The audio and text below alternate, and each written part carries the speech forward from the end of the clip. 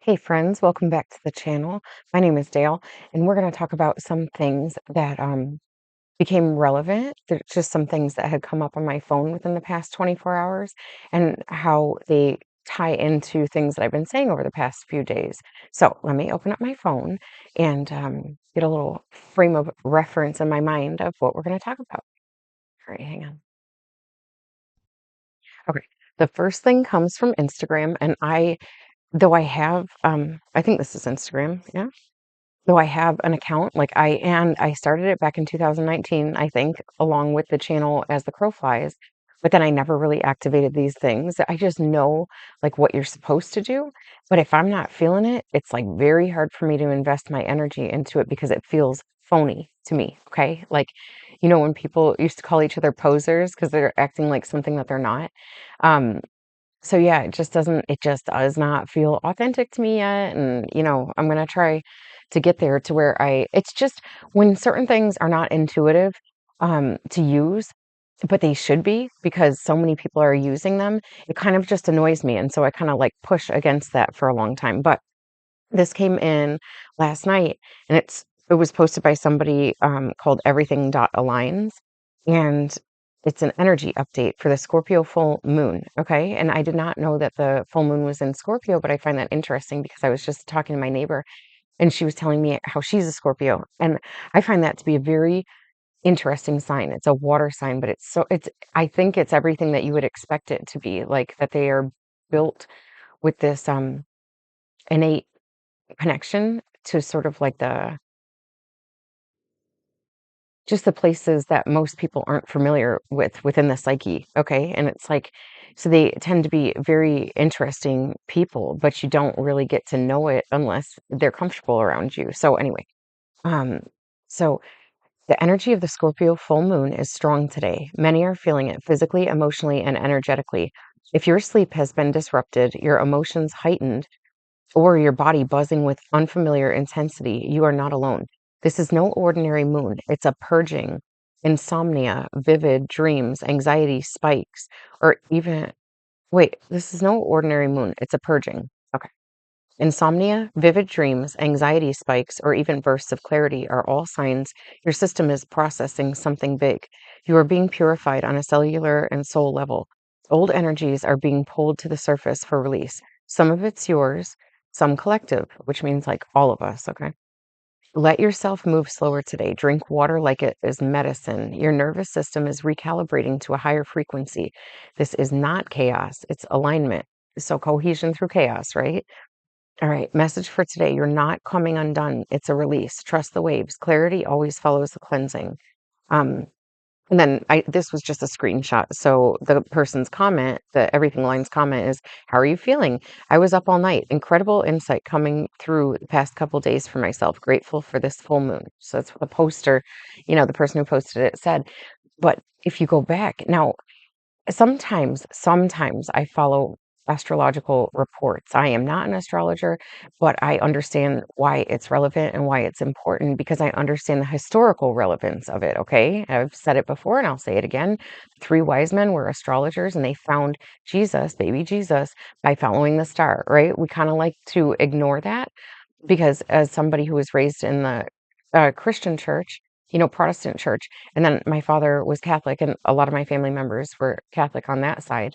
Um, I got this different perspective under what's essentially supposed to be the same religion. But anyway, so there's a lot of things that the Christian church might deem as like dark spirituality.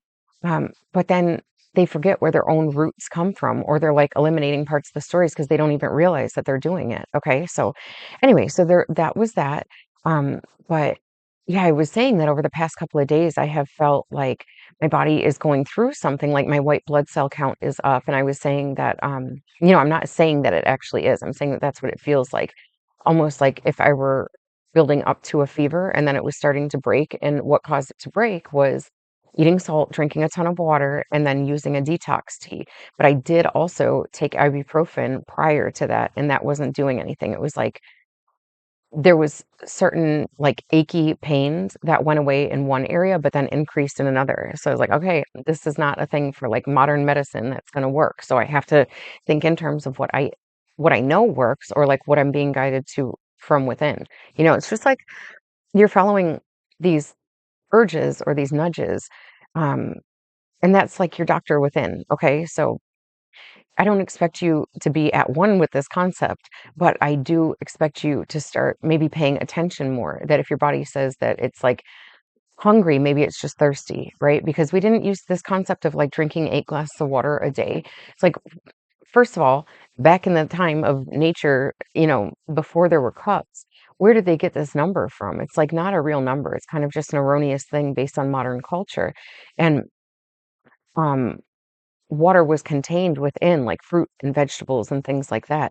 So it's like the consumption of water was happening simultaneously with consumption of food. Well, we don't eat food like that anymore. We've got all these like refined foods.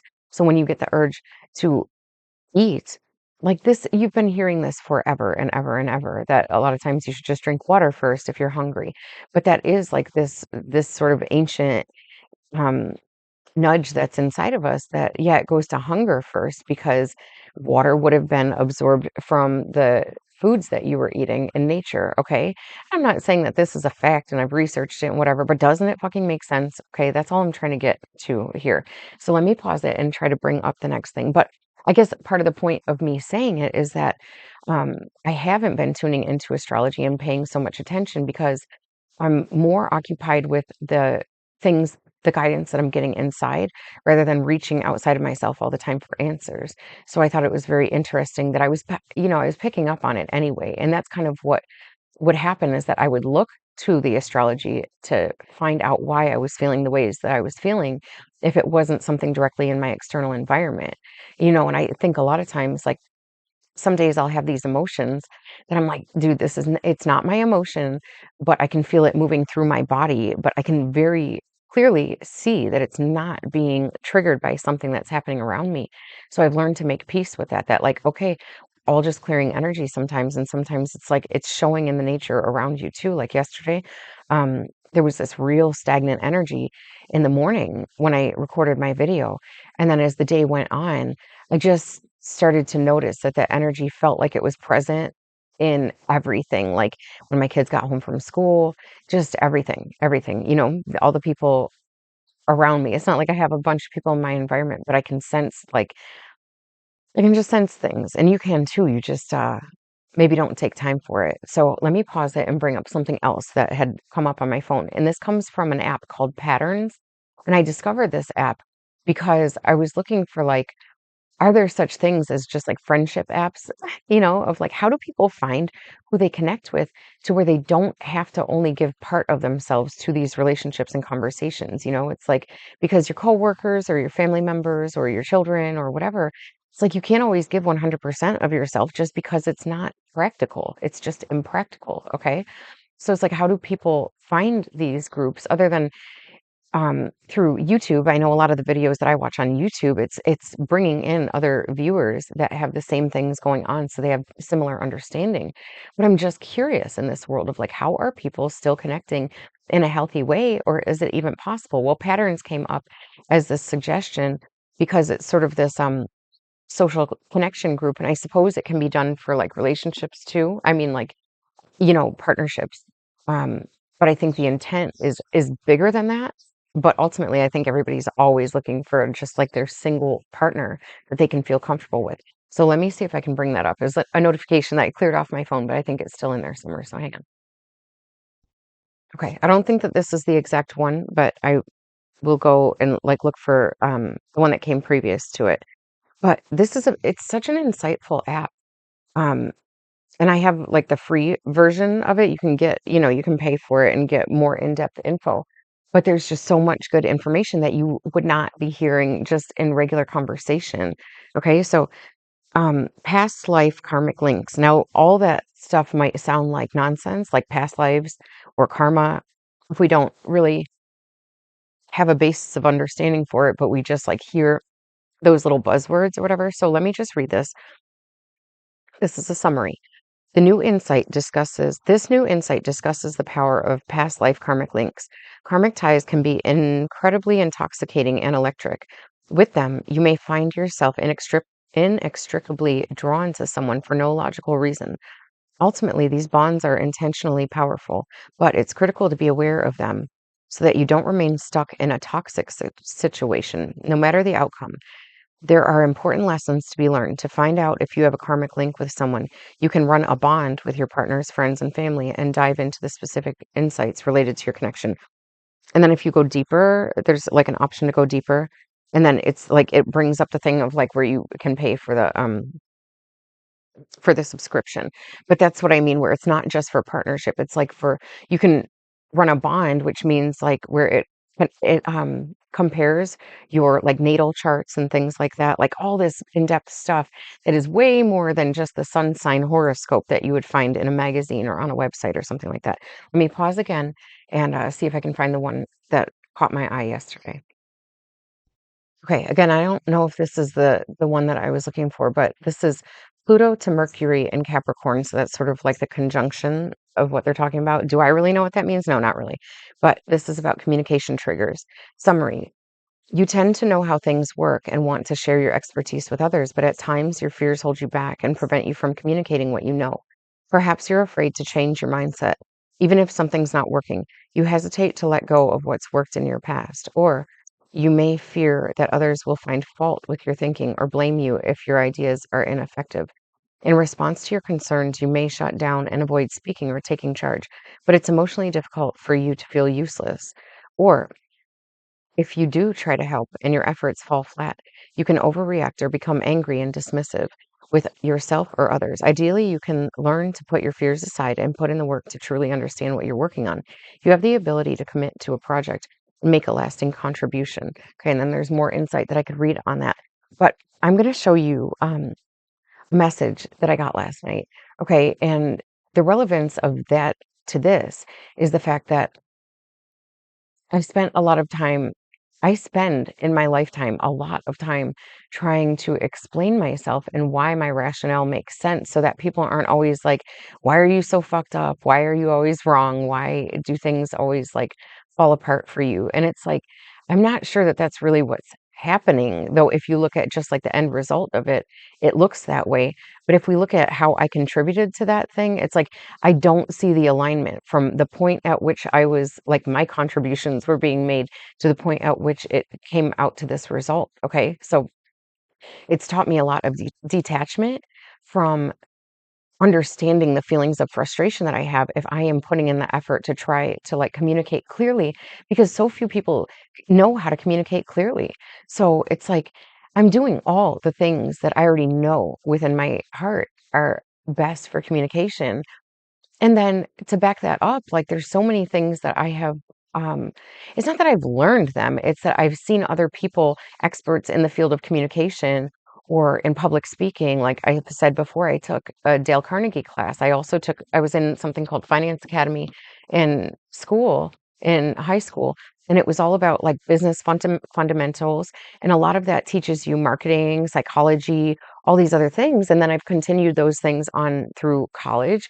But what I have learned, because I have learned um, information, or I've like gone seeking information in so many different genres of knowledge, that it's all the same. It's all the same. Like whether it's for the business world or whether it's for spiritual enlightenment or whether it's for like um, achieving like a physical attribute that you want, whether it's like losing weight or gaining strength or, all these different things, they are all the same. Okay. And that's the importance of it. So that leads me to a text that I got last night. And, you know, hang on.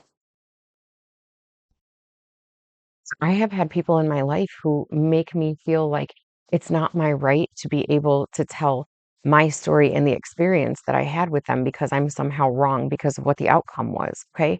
So I consider myself an empath because if you know what the word for empathy is, it's different from sympathy. Sympathy is to be able to like understand what somebody else is going through and to feel for them. Empathy is to literally feel it as if you were going through it. So an empath is this person, and if you've never heard this or if you've only ever like breezed by the concept of it, but it sounds like it might be relevant to you. An empath is somebody who feels the feelings of others, right? And I think it's way more obvious than it seems. It's like you don't have to be some spiritual person in order to feel these things. People who are at the top of their game in whatever they do, in any profession, they're really doing this. They're like experts at this, or they're experts at like studying what empaths do and then reciprocating it because they're almost able to like feel the ability. It's like they're an empath. This is what I would say. I would say that the people that we call narcissists are not true narcissists. They are empaths that at a very young age were traumatized by having such sentimentality over things, or like, you know, things being so emotionally meaningful to them, but people in their environment not recognizing that. And so they were traumatized by things that might seem somewhat benign, to like the adult or the person or the environment that traumatized them. But when it happens young enough and it happens over and over, then that person has this fracture between their empathy and their this concept of like this projection of where, because they're such empaths, they want you to feel what you've caused them to feel, and what you have caused them to feel might not come from your obvious, like, something that seems obviously painful or hurtful, right? It's like a trigger to them, but you wouldn't know it because you don't have the same um like nervous system that they do. Okay. So that's why I think these like empath narcissist relationships happen. I do think that there is like an essential balance to them, that if we are going to cure what we call narcissism and like overly sensitive empaths, I think that these relationships can work if we learn how or why they are the way that they are. Okay. So let me just look through my phone real quick. Okay. So I have a message that my sister sent me 2 days ago. And it says, "Wow, Dale, did you hear this house explosion in Lakeview just now?" Now I mentioned that yesterday. Okay, it's just a 10-second video of like what happened. Um, and my son had said, like, he asked me if I had heard about it when he got home from school yesterday. And he was saying that the person who lives across the street from that house, like, goes to school with him, and it shattered their windows. So I don't really know what happened or how it happened, but now I have a message that came in last night, and I'm not going to tell you who it's from. Um, but let's see if I can do this. Hang on. Okay, I'm just going to hold it up like that real quick. Okay, and I'll read you what it says. Was kind of hoping that was you that exploded in Hamburg with a little like guy like this. Okay. Now, that was sent at 12:30 a.m. last night. All right. And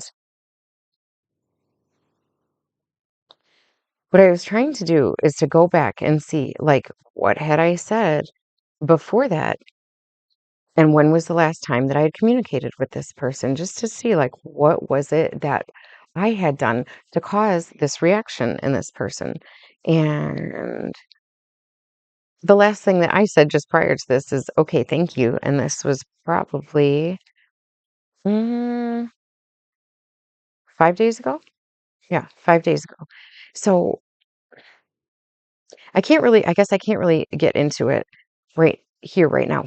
But what I want to do, and I have hinted at this before, is to read through some of the like messages and conversations that I have had with people that, I take a very objective viewpoint to it, right? Because I do believe that we are all responsible for the things that happen in our lives. And so I always try to take responsibility for the things that are mine, to where, like, you know, I guess I got to a point of the responsibility that I had to take was not to respond to people who don't understand me and just keep trying harder to get them to understand me. It's like if they understood me, they would understand me right away, and we wouldn't have these communication problems. And I only say that because if I were to go through and scroll through all the other messages that came in yesterday, none of them have that similar feeling to them. Okay. They're like completely different. So it's like I have to realize that there's something about me that causes that reaction in certain people. Okay. But it's like the only responsibility that I can take for it is to realize that whether or not I am saying definitive things to cause a reaction like that in somebody, to wish that I was the person who exploded in that house fire that you saw.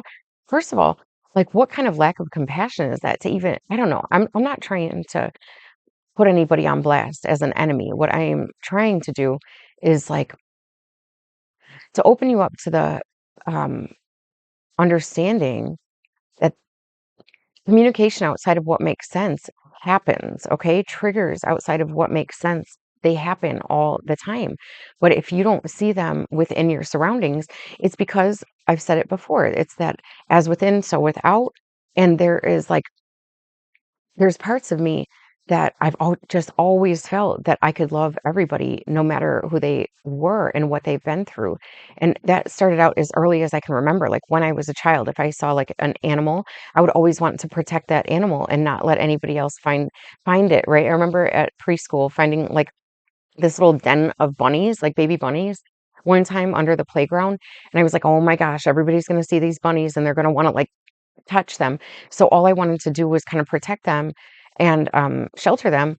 And then, but because I was doing that, it was like bringing attention over. And then other people were like, oh, so nice, right? So that didn't work out, right? But I've always felt that way. I remember watching something like 2020 with my mom when I was a kid, very young, and they were talking about, I don't know if the kids were Russian or somewhere in that area, but I remember there was a news special on about all these kids who were found in, what would you call it? Like a foster home, but there was like nobody really taking care of them. And if you remember this, like back in the 80s, you might remember it, that there was all these children found who were just being totally neglected. Like I'm sure that they were probably being fed or something, but there was like no human contact. And it was turning these children into children who could like not receive love or touch, and they weren't developing properly.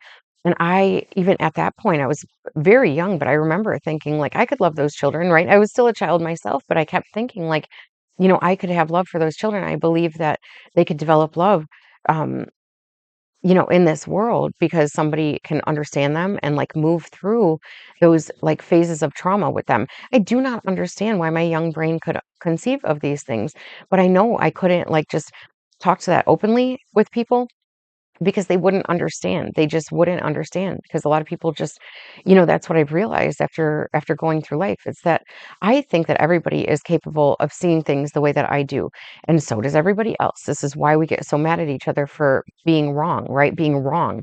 Like, why can't you understand me? Okay? It's because people cannot understand you from the scope in which you see from, like the lens that you see from, because they don't have all the same internal contents that you have accumulated over the years of all the experiences that you've had since you first looked out into this world, into the faces of the people around you. Okay. So what I am going to do is, who else is sick of watching this channel just crawl along, right? At like so few members. Like I'm finally at the point where I'm like, okay, this is not, there's no real fun in this or growth in this or, you know, purposefulness in it. I'm not feeling like purposeful in it. But that's also because I know that there's feelings of hesitation within me of where I'm so uncertain. I feel like there's no clear path. And I think maybe you can feel this energy too, where like we go through these weird phases of where everything was on hold and then everything sped up, and now it feels like everything is on pause again, and we're standing in the middle of this like multi-directional space where you can choose to go in any direction you want, but you're like waiting for some sort of guidance, for somebody to come along and help to point you in the direction that you belong, or say like, oh hey, I like what you're doing, you want to come with me in this direction. It's like we're all looking for partnership in someone else because we want to build in the same direction as others. We want to move in the same direction as somebody else. Because if somebody says that they care about the same things that you care about, but then every time you move in that direction, it feels like you're pulling them like backwards from the direction that they're heading in, because in actuality, they're headed in the opposite direction. Like that text is a good example. That person, we were not. And I, I'm just saying that you don't have to doubt your own internal judge when it comes to what's right and what's wrong for you, okay? Because if you're waiting for somebody else to tell you what's right for you or who you are or whatever, the only thing that that's going to do is create conflict, and it's going to waste your energy in having conflict with that person, and trying to like play tug of war in the direction that you want to go. And you're like, you said that we were going to go in this direction. So, like, why aren't you going in that direction? So, I'm just saying, I am going to go through and start reading some of my messages, okay? And I'm not going to feel guilt anymore about um, sharing what people have shared with me, all right? And I'm not talking about like, going to do it in a respectful way because I want for us to look at it objectively, because I guarantee you I'm communicating with people in a way that is somewhat more elevated than most of the conversations that you would see with people, because I like always digging down to what is the point of foundational honesty in this thing, where I'm not like complaining or exaggerating. We're just getting to the point of where this is the truth, right? Where I just read my words and I just read the words of the other person, and that's all it is. But what I am going to do is, because this channel is not growing, but though it will, because now I'm ready to invest in the research for it, and do the right thing. But I am going to create videos that are privatized, and that if you really want to get into the context of these things and the psychology behind it and then the spirituality behind it, where we can dissect it on all these multiple different layers. And because if you're going through some things and you think like nobody could possibly understand this relationship that I'm going through because I can't speak to people about it in full, I can only expose like the positive things, or else people are going to judge me like, what the fuck are you going through and why? Right. So I'm trying to provide this space of comfort for people, or familiarity. All right. To let you know that it doesn't matter what you think of me on the outside, like the stuff that I kind of like live through in my life, it would help you to understand why I'm not clearly defined in who I am and what I'm doing. I mean, I am internally, but not in my outside world, not in the way that people see me, right? And in terms of this, like, as within, so without, there are fractures within me. There have to be imbalances within me, or voices of people from my past that are so deeply embedded in me that these cycles are still repeating, or these conversations are still repeating. And on a darker note, if there are such things as like curses or energetic ties that you can't always like cut the cords with just because you want to, um, that this is possibly what it would look like. So I just want you to have this space of like, on the surface, all we talk about are the things that are going to make sense to each other, but it's not fulfilling. It's not fulfilling. And we're like sitting in our own vacuum of isolation. And I don't want you to have to do that anymore, because I don't want to have to do it anymore. It's like, I want you to see why it's so hard for me to take a clear path towards what I seem to be guided to do. All right.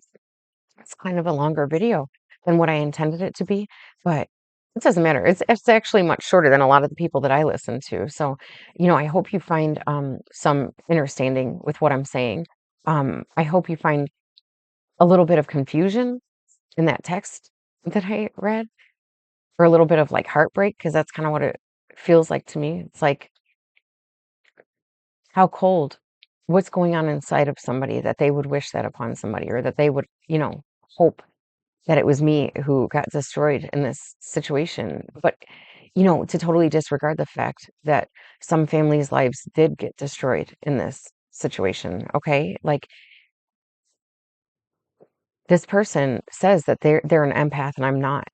But then if you look at like people who talk about narcissism, they would say that narcissists have absolutely no empathic qualities to them. And I don't think that that's what it is. I think that they are just projecting so hardcore because they want you to feel how much they're hurting inside. But they use that, what seems like no regret, no remorse, they use that to just gain a sense of power, at least for their ego. If they can't get that sense of power within um, having a good heart or being loving, okay? Because anybody who has interacted with what would be considered a narcissist, I don't think that you could ever say that there is no love or empathy within them, because otherwise we could just like write those relationships off completely and we would have no problem detaching from them. You know that that's not what's going on. You know that there's something deeper going on. And that is really, that's why I want to like start this concept of a podcast called The Controversial Empath, where we can really talk through these things. So I am going to like expose some of this truth from an objective viewpoint so that we can take the side of the other person, because I already know what it's like to take my side. I already know what's going on inside of me, but because I can sense so easily what's going on with somebody else, I want to see if you can too. Like when you take yourself out of the subjective perspective from just what you're receiving and what you're hearing and what you're feeling, can you take yourself outside of that and see what it must the other person be going through in order to have a response like that? Or, it's not even a response because it's not like I said something first. As a matter of fact, I kind of thought that like that that part had like shifted and broken. Like I wasn't going to have to experience that stuff anymore from that person. So anyway, it's just rambling. It was at 33. So I said before that 3 is like, it's not only the Holy Trinity, it's like a Jesus number. And when I see it in triplicate, it just means like, you know, Jesus oversight in what I'm doing, right? It's like this Holy Trinity of oversight and protection. It's almost like I'm within this triangle of the like Father's, the Son, and the Holy Spirit, however you want to translate that for your own belief system, okay? But it feels protective to me. So I feel like that is the go ahead to end this video and move on to other things. And I did already post some readings of chapter 5 that I did this morning. And I'm just going to keep going. All right. Because I'm trying to commit to a minimum of a 4-hour workday. Because I am finally ready to like put myself on a timer, like a timeline of what will work best for me and what I want to get done. And, what I want to, how I want to interact with people in my world around me. Okay. I love you.